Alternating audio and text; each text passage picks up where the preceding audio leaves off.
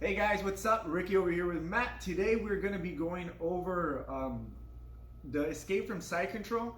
It's the sword and shield, which is a very basic escape. I think everybody has seen it once or twice. It has a lot of detail in it, and I'm just going to cover one aspect, one very important aspect, which is kind of the end of the technique. And you guys will understand why I'm doing that. And then in a different video, I'll explain the actual frames with the elbows. But I feel like a lot of people have trouble with the end of the technique. So when they try to apply it in a real match, they find themselves always getting smashed. And it's kind of frustrating because like I'm doing what my coach is saying, but it's hard. So I'm gonna tweak a little bit of details quickly. So if you guys notice over here with my partner, so the escape that I'm talking about is when he's on side control. And say he continues pushing and I get my knee in and I come here and I start to recover the guard, right? But then when we have somebody doing it in a real match and pushing us, it starts to become trouble. So if we go back a little bit.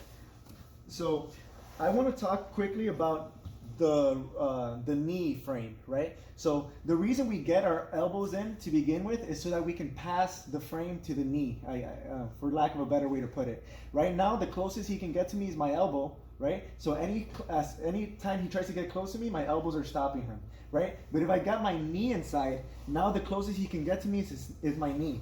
So I can actually do a different movement. Notice how I'm keeping my back off the ground, right? So every time he tries to advance forward, he's just sliding me away pretty much, right? But a lot of times people, when they come in here and they get the knee, they try to recover guard right away and the person's keep pushing. So it's like, you feel like you're getting smushed and all that stuff. So what I want you guys to work on is if he opens his body right here, once I get that knee inside, right, I actually want to get away from that knee. So that, of course, if he's pushing, he's still trying to retain side control. If he keeps pushing towards me, I'm actually moving away, like so, if you guys notice. A lot of times people, they make the mistake of pushing back while he's pushing towards me, and then that just forces you to lay flat, and now you feel all his weight.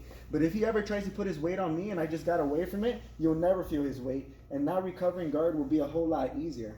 So if we put that together, let's skip the beginning for now. Let's just get our sword and shield frames, our elbows, one on the neck, one on the hip, and then we're just gonna get our knee inside, right? And then we're gonna tell our partner to push towards us. And I want you to get away from your knee, right?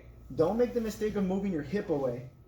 Just get away from your knee. Make your body long, pretty much. And then if he keeps on coming towards me, when I make my body long, then from here I'm gonna be able to recover guard, right? So you'll see that in a lot of different parts of jiu-jitsu, but I think that that's a very important thing to pay attention to when you're trying to do any sort of escape from side control, and even from mounts, okay? Well,